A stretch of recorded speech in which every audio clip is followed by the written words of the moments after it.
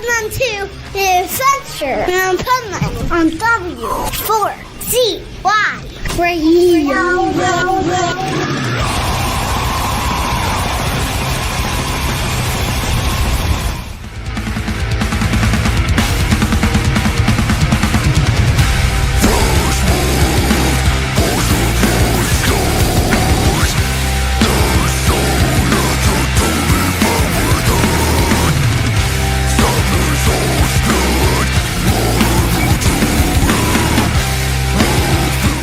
This is the Pipeman here on the Adventures of Pipeman W4CY Radio, and I am back from Bloodstock, and what a journey it was to get on the road from Bloodstock back to the U.S.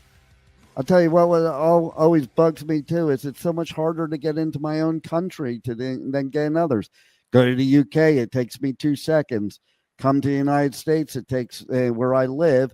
Takes about an hour, and they have to interrogate me like I don't even live here. So I don't know. I think I might be going to the UK more and more and more.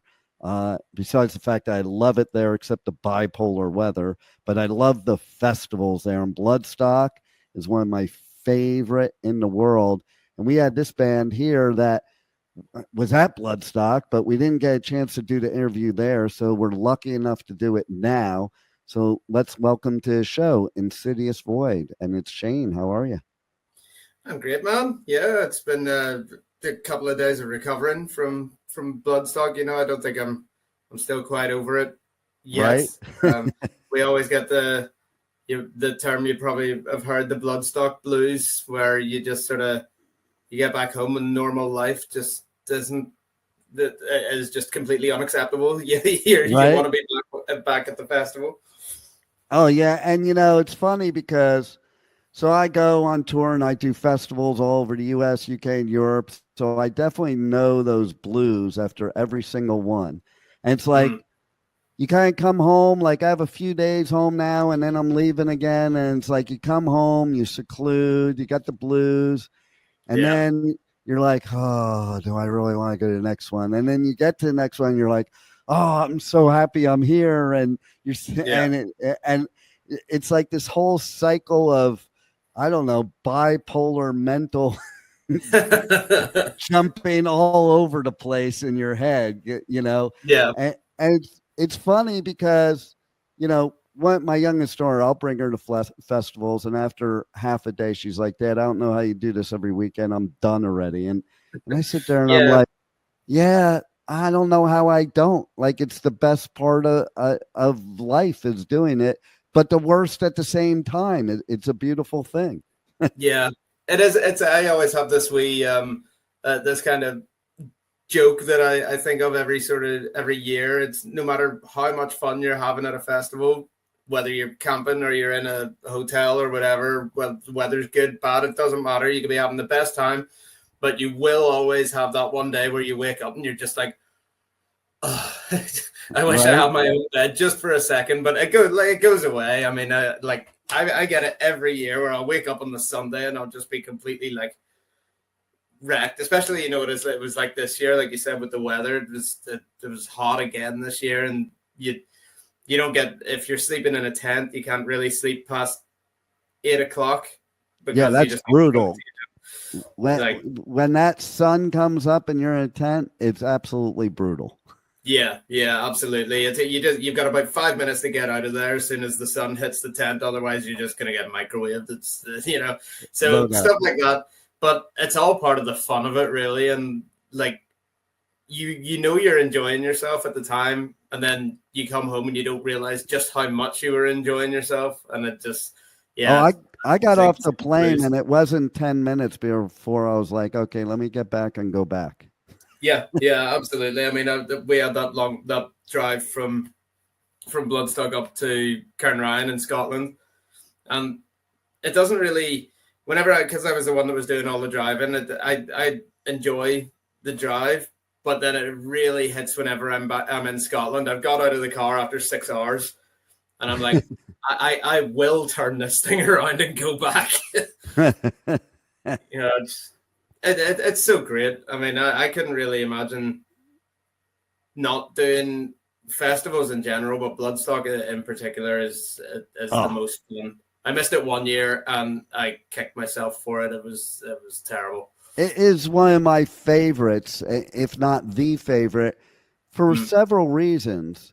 First of all, like the people that run it are absolutely freaking amazing, and I'm also like in awe of like Vicky and everybody else that runs it, because it's DIY and it's still a major festival, and like to put on a production like that from a family business doing it DIY, like I am super impressed, because anybody could probably do it, but not do it well. And they do it so well, and it's so organized. And all I ever hear is positive things. You know, it's funny. So many other festivals I go to, especially in the United States, you know, all you hear is complaints. And those are the people that have loads of money and corporations and everything else. And not necessarily do they put it on right. Whereas Bloodstock, I mean, right down to everybody. And then, you know, this year was an emotional year because, you know, doing media, I dealt a lot with Michelle Kerr, who is the publicist, who is Bloodstock when it comes to media. And then Rob Flynn did this dedication during Machine Head set. You know, before that, I was in the pit. And then afterwards, I was just standing there, and they did that. And I was like, I mean, I had a tear coming out. You know, I went from being this mosher in the pit to like totally emotional with tears. Breaking down a little bit. No, exactly. It's Bloodstock is just such obviously it's over the years it's grown and grown, but it's just, I think, especially once you are in the sort of VIP area or the press area, and it doesn't quite hit just how much of a big operation it is and how well they actually managed to make it, you know, work, until you just get that little glimpse back there and you see what all is going on that you would never normally see. But like you were saying, that Machine Heads, that tribute just before Darkness Within, you know, that was amazing. I think I never try to sort of say what the best band of the festival is, because I enjoy so many of them whenever there's like at different times. But I said to everyone that I was with there that at that point, at that time, and with that particular tribute, Machine Head kind of stole it for me. You know, it was perfect. It was like the perfect storm. Everything just lined up, and I was like, I'm not going to forget this one. That was brilliant. It's funny you should say that, because, okay, like Trivium, they're from my area. They're like 2 hours away from where I am. And so I've seen them a lot, obviously. And I was blown away by their set, because I was like, oh my God, that's the best I've ever seen them. And, you know, they had all the guests come up, including Rob Flynn, and, you know, and they did the Sabbath song that like caught my attention, because it was like, I was out there watching, and I went back to media because I had to do something for an interview. And I was sitting there, and I heard like the first note of Symptom of the Universe. I was like, holy shit. And then they just kept beating it after that. Like it was one thing after another. But then, like, you're right. I mean, when Machine Head came on, first of all, between the pit, the Wall of Death, but then that whole dedication, Michelle, it was like, okay, I have to give it to this one.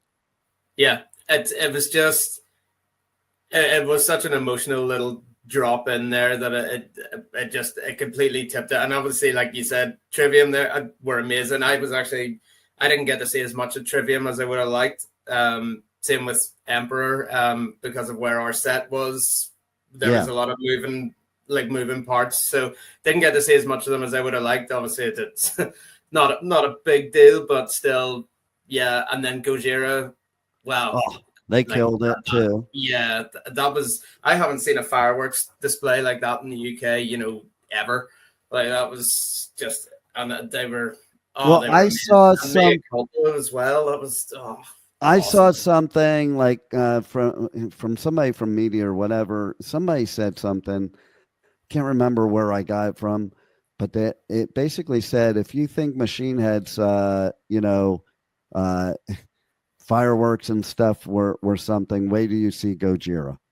Yeah. And Yeah. that was on point because it was insane. And I was even thinking about it at the time, again, a family-run DIY festival that did that kind of production and kept us all safe at the same time. Yeah. Again, blows my mind. Yeah. I couldn't really, I don't think I'd be able to get my head around how much planning is involved to make something like that happen in the massive, spectacular way that it did. And like you said, keeping everyone safe at the same time. It's my hat goes off to them. I mean, it is, I've been to quite a few festivals, but Bloodstock is still my favorite. You know, I think the first year I went was 2016. Wow. And there was only 1 year I didn't go, and it was just because like I went to another festival and I didn't have the money, and I was raging. I was so angry that I couldn't go.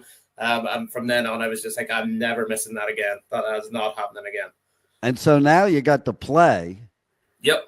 And that's badass. Tell us about the road to Bloodstock of getting to play at Bloodstock. Yeah. Well, there's, as you can imagine, there's a lot of prep work that goes into it, as every band's going to do. We had a sort of idea that we wanted to, you know, drop something in advance specifically for Bloodstock. So we had kind of like a loose or a roadmap almost laid out of what we're going to be doing going forward as a band in general. And then Bloodstock got kind of dropped into the middle of it. So we rejigged it, and we were working on a single at the time, which we then actually just sort of put, it's got to be done. So we released that single about a week before, called Magnitude. And then obviously that, like, we were pumping that out everywhere, saying that we've got a new single out. We're going to be playing it at Bloodstock. This is what we're going to do. But there's like, that was just the, you know, what we were going to promote going into it. The amount of prep work behind it in terms of how we're going to get there, what gear are we going to bring. Obviously, I haven't been to the festival quite a few times and seen the EMP stage in many different ways. I was doing all these things of how much space am I going to have to work with? Am I going to be walking forward or back, left and right? All these wee things that I think about. But yeah, it was a lot of work, and just on the Friday, you know, I went up and I got the T-shirts into the, you know, like in the morning, I got the T-shirts into the merch stand. And there was a lot of then, you know, into the VIP area, going out, meeting people. And then before you know it, it's 6 o'clock and, oh shit, it's time to go. Like we got to get everything backstage. And it just all blurred in so fast. And when it was done, I was riding such a high, but I was like, oh, I can't believe it. It's sort of 4 or 5 months of what set list are we going to do? What merch are we going to bring? What songs are we going to release, if any, in the run up to the festival? What little things are we going to get, you know, in the run up to it? And then it just happens, but it all just fades away. Sometimes that can be so stressful, and other times it's like, well, I really enjoy it in general, but sometimes, as you can imagine, things can get a wee bit stressful. But you're just standing there on the stage, and there was just so much power. Like I was feeding off that, like so much. And I know my drummer was sitting back there, and he once we got all the gear back to the car, he was just like, I don't know, I'm going to go back to work after this. You know, it was such a big thing. It was so much fun. And does it blow your mind how many people are packing it in for that stage that you played on? Yeah, it's always full. I mean, I think it actually is a really great stage, especially for bands, you know, smaller bands like us. We're probably a bit more used to stages that size. Yeah. So it's, in that sense, it's quite comfortable. But the crowds, I mean, you can sort of, whenever you're on the stage, you can just see like a sea of heads, and then the sun comes down and you see that's the end of the tent, but there's still people there. And you're like, What? It's just, it's always full. It's incredible. It's a brilliant wee stage. I think a lot as well is to do with where it is. It's in a really, really good place. It's right in the center of everything. Yeah. You know, I love that. I love that stage too, because it reminds me of how things used to be where there wasn't barriers to the stage, you know, like nobody can really stage dive anymore on bigger stages because they have that big separation. There's no way you would make it to the other side. And, you know, but it's just that whole intimacy that really got me into metal, because I felt this closeness to the band as a teenager, because I was like, you could touch them if you wanted to, you know, and sometimes you would get up on stage and just be chill with them and stuff. And like, that's really that kind of community and that kind of intimacy is what I think has made metal such a huge family as it is today. Yeah, exactly. And like as a band, every now and then you'll get offered up. Obviously, as you progress, hopefully you get to do bigger and cooler things. We got the chance a couple of years ago to play a big venue in Belfast called the Mandela Hall, and at that sort of place, you're talking like it's one of those tall, wide stages, or a proper big stage, right? But then that's great. But I think, like you do in that respect, I like the sort of down and dirty, being right in the face of the band. Yeah. It's a lot more personal. You're kind of disconnected, right? When you have that separation, it's kind of like it's you and them. Where when you don't, it's like it's just all of you. Yeah, and people exactly. respect it too. I love that. You know? Just right in the face. It's so good, and especially like we got a pit at the end of one of our at the end of our last song, and just when you're that close and at that level, and you see that going on, and you realize that's for you. It just makes it, it hits hard. It makes you want to jump in. Yeah, exactly. If I didn't have a guitar in my hand, I would have been getting stuck in. It was right. Yeah, a proper like a moment of just, I don't know, raw energy where you almost sort of lose it a wee bit.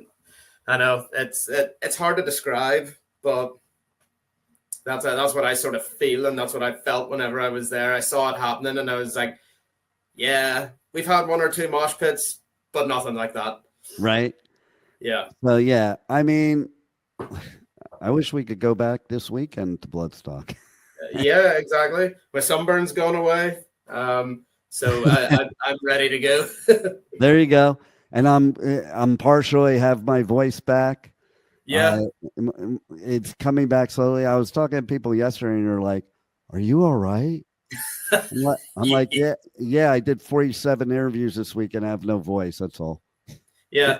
And no actually, from talking to people in the press tent and in the press area, I think you guys came out of it a wee bit worse than the bands because you're having to do so much more talking all the time, whereas we have to get up there and bark for 30, 40, 50 minutes, and that's us. Right.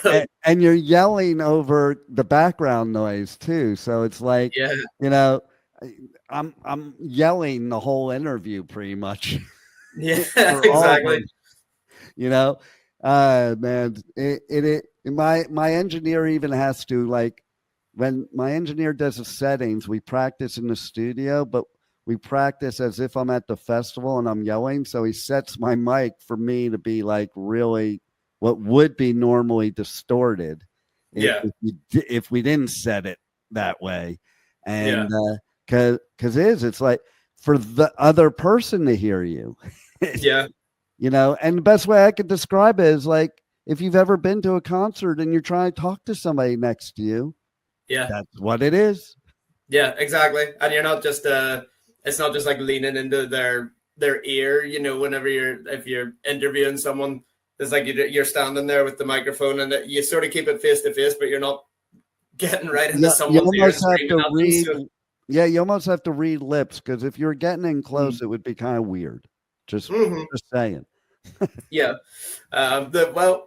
Some people aren't comfortable with it. obviously, if you've done it, I'm sure like me and you've probably done that a million times anyway. So it's just how it comes with the territory. It's just second nature. Like it's Yeah. probably first nature.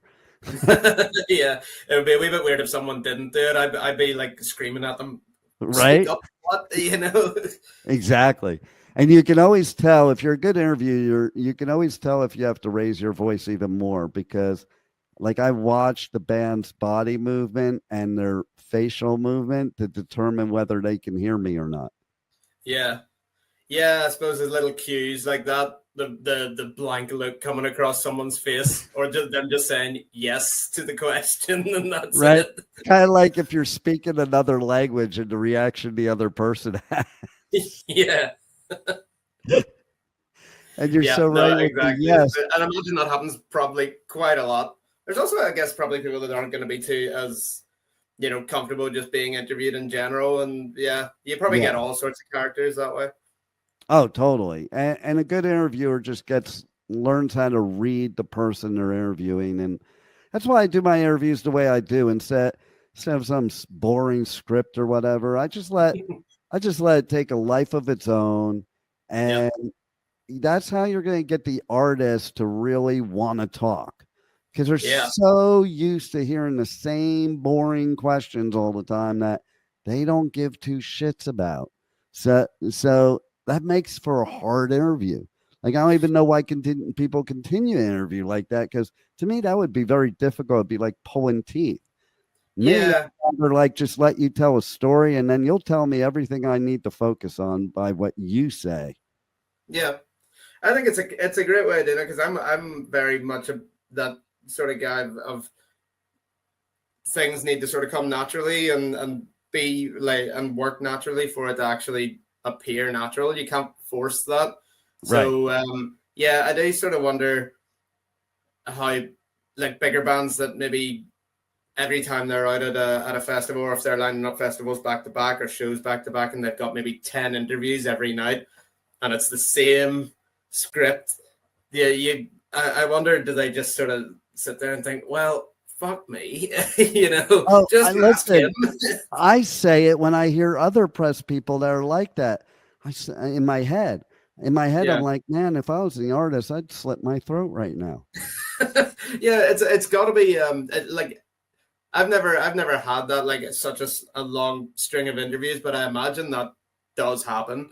But it's just like, as well, it's the same sort of thing that I apply myself just in a lot of things. Like when I go on stage, there's the in between song talk and stuff. I don't know what I'm gonna say. I just go up and I say whatever's. I love that, because doing as many festivals as I do, you'll see the same band play all the time, and I'll be with people out in the crowd, and I'll actually be saying the stuff that the dude's gonna say in between songs before they say it, and they're like, how'd you know what they were going to say? And I'm like, it's magic. I'm psychic. Yeah, really, it's like, definitely didn't see his script in the corner. Right. Exactly. So there are bands that sit there and they'll say the same thing every time between songs. And then there's other people like you, which is what I dig. It's like, just whatever happens. Like, I think every experience should be different. I think that's where the Grateful Dead was really smart, because you could not go to any Grateful Dead show and it be the same as the last one ever. Yeah. And it was even little That's things why like, they got the cultish following that like travel and want to see every show. Yeah, exactly. Because it's like different. It's another thing.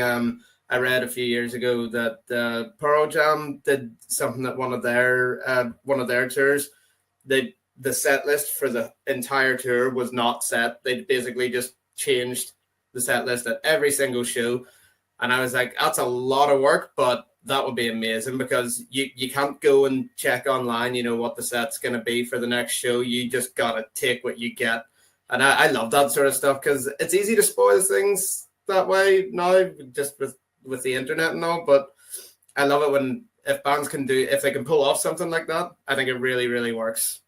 Yeah, and then somebody's going to want to go see your show multiple times because they never know what they're going to expect, so they don't have to say, well, I already saw them this year, you know? Yeah, exactly.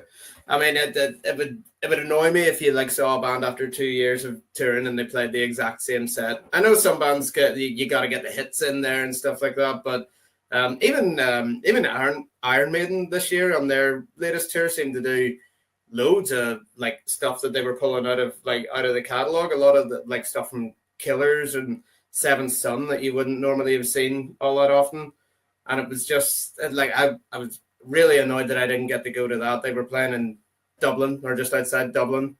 And my dad was hounding me to get tickets and I just couldn't afford it. That's another one I was annoyed at. But yeah, it's stuff like that. Just keeping everyone guessing because, you know, it's musicians. I don't think they're not like movie stars. Right. Or anything. So I don't think like just sticking to a script works. I guess it does, but for some it does. But it's got to get old if you're as the artist too, like playing the same set every single night. You know, I would be bored to death probably.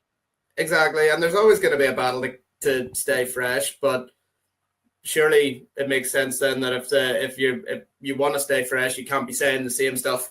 You just got to, you know, it's got to change. That's why I don't really think about it. I might have like a loose idea that at some point I need to make a reference to a new song that we've released, but that's about it. It'll just be like a mental note in there somewhere. Oh yeah, say something about that. I don't care how you do it, just do it. Right. There you go. That's the way to do it. How do people reach out to you guys on socials, on the web? Buy your merch. You got some killer ass merch, by the way, and they can't listen to my show unless they buy your merch. Well, we had the new t-shirts for the Magnitude single in the merch stand, and since I've been home and like unpacking everything, I haven't had the chance to actually upload them, but that's going to be happening probably within the next day or so. The new shirts are going to go live, and to be honest, I think they're amazing. I've actually got one sitting out here, you know. I think that's badass. Yeah, I think it's class. I love a good green shirt. No back print on them, but it wasn't about the back print this time. I just wanted a really punchy, colorful.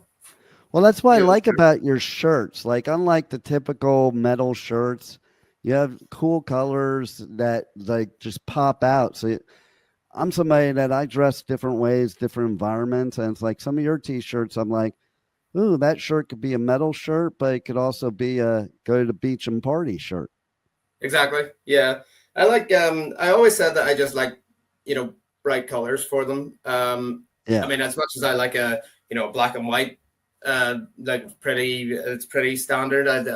I love them. I've got tons of them, but I always find that for me, a shirt really stands out when it's got some really bright colors, and you see green just pops. And I remember when we had one which had a purple shirt, a purple design on it. I remember the first show that we played after we got that one in, and it was just flying out of the merch stand. You know, everyone wanted it because it was just like such a standout design, and that was when it really clicked with me. I was like, I'm going to do more of that. For me, bright colors just sort of stands out. I do like just doing ones which maybe aren't like focusing on bright colors, just because I like variety as well. But for me, it's the ones that really stand out are the ones that are, you know, the bright colored ones. They're all available on. We just use Bandcamp for the shirts and all of our merch. So the way we have it is on our Facebook and our Instagram. We use Linktree. And you click in there, and it's everything Insidious Void is in there. So you've got the videos, you've got the music and merch. Links to Spotify, everything, it's all in there. So you'll find that in all of the taglines on our social media, or if you just go on to Bandcamp, you'll find us there as well, and everything will be up there. Nice. Well, you guys kicked ass at Bloodstock, and everybody's definitely got to check you out because you're badass. And I thank you very much, man. Thank you. Thank you for being there at Bloodstock, and thanks for being on the Adventures of Pipeman. No problem at all. Thank you very much for taking the time to have a chat with me. You know, I'm really appreciate it, and it was an awesome experience. I hope we get the chance to maybe do it again, or even our paths cross in another respect as well. But yeah, that's for the future. Right now, I'm still just enjoying a wee bit of the Bloodstock afterglow, you know. There you go. Well, we will definitely cross paths in the future. I hope to see a lot more of you. Yes, you will. There's a lot in the works. We're gonna play a sad song for you, all right? And I haven't told this story for the whole tour, but I'm gonna tell a story tonight. I'm gonna put up a picture of my friend Michelle Kerr up on the screen right there. If you do not know, Michelle Kerr was my press officer for my entire fucking career here in the UK. My entire career with Machine Head. She recently passed away, and it was a very, very sad day. And I can tell you the reason that I'm gonna tell this story is because she was family. She was Bloodstock family. She was heavy metal UK family. Most of the bands that you know and love, you probably heard of because of that woman right there. Slipknot, Slayer, Machine Head, Trivium, Killswitch Engage, Hatebreed, you name it. She helped lift everybody up, man. She helped lift everybody up. And in so many ways, she helped make this entire music scene, this incredible, beautiful community that lives here at Bloodstock, man. She helped make it. So ladies and gentlemen, please make some noise for Michelle Kerr.